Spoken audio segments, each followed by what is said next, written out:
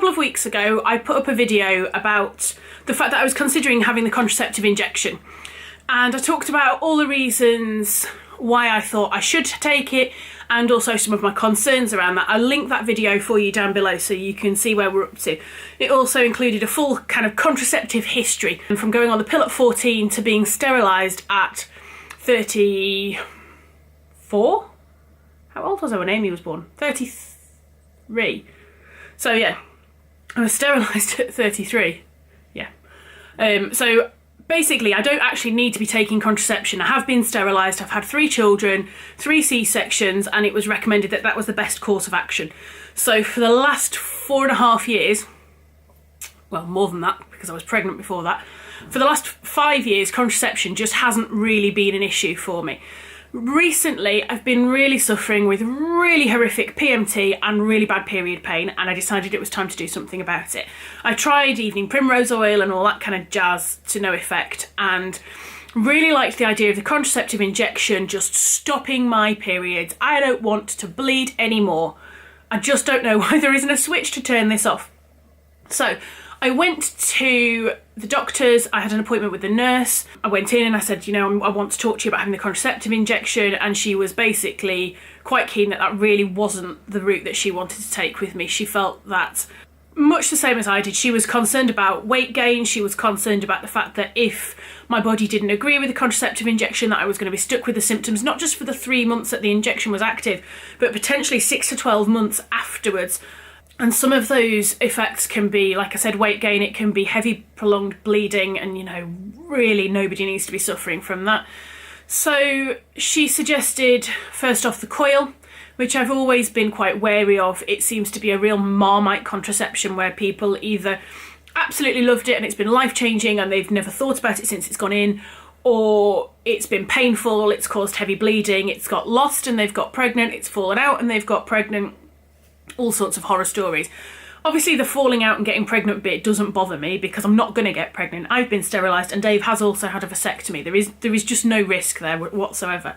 And as the nurse pointed out to me, if any of those side effects happen, if it does cause more painful, more heavy periods, we just take it out.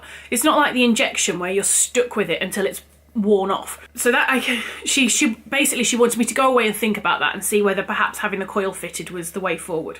In the meantime, she suggested that I go back on the pill. So she has given me Cerazette, which I think is what I've had before. Now, Cerazette is a progesterone-only pill and you take it 28 days straight. It's not a 21 days, 7 days gap to bleed and then back on it again. You just take this all the time. There are restrictions around when you're supposed to take it. I can't remember what they are because I'm not too fussy with it on the basis that I'm not using it for contraceptive purposes. So if I'm a few hours late or I miss one, it's not the end of the world. I'm not going to get knocked up. Woohoo! So I have been taking Cerazette now for a month. Things that I've noticed, it isn't bothering me taking a pill every day. I used to be like, oh, I don't want to go back on the pill, I don't want to have to think about it. But as it is, I actually take a daily antihistamine for my asthma and dust allergy, and I take blood pressure medication because of some issues with my kidneys. And so I'm taking that anyway. I basically now have one of those, you know, like a little old lady pill box with the days of the week on, which is keeping me on the straight and narrow because I used to really struggle to remember. So I've just added my pill to that box, and it's just a tiny little extra bit that I swallow in my general handful of medication. So remembering to take it, that's not an issue. I have noticed that I've got painful boobs, and that seems to have happened probably in the last week or so before I was due on. It's not been a constant thing. So that's been quite uncomfortable, but not unmanageable. I didn't really have any major ovulation symptoms in the middle of the month. Normally I'm quite aware through various aches and pains and mucuses of when I'm ovulating, but that didn't seem to happen this month, which gave me lots of hope that actually my period wouldn't happen either. Yeah, it did. However, I don't think that the PMT symptoms were as bad this month. I don't think that I was as grumpy. You'd probably have to check with Dave, but I don't think that I was as bad. And has it been less painful? Marginally, maybe. I've got on with things. Sometimes I think being busy actually helps rather than it being like, you know, on a weekend when I can just curl up and whinge about it. So Yes, it's definitely still been pretty painful this week. It maybe has been a little bit less painful than normal, but I don't know whether that's just wishful thinking.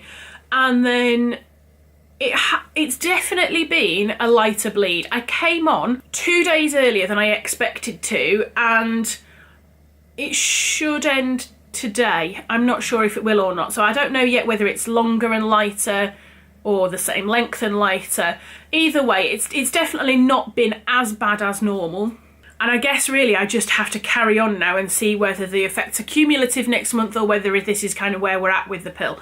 And I think after next month I will then make a decision as to whether I stick with this or whether I go on have the coil fitted. Part of my concern at the minute is how inconvenient my period schedule, if you want to put it that way, is.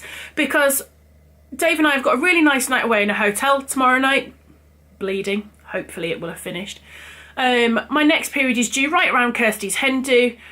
Then I think, don't know though, I can't remember about the one after that. The one after that's due on the weekend of her wedding, and I just don't want to have to think about that or feel bloated and miserable and uncomfortable and in pain when I'm bridesmaid for my best friend. I believe that there are solutions for this, and that if the pill isn't necessarily fixing it all, that I can go and take some sort of medication to just stop it for that month. So I'm going to give it another month, see how things go, and then start to investigate around that. So that's where we're up to now. Pill chat, period chat, contraceptive chat. I'll update you in another month or so and let you know how things are going. Thanks for watching. Don't forget to subscribe because I know you're all enjoying talking about this, and I'll see you again soon.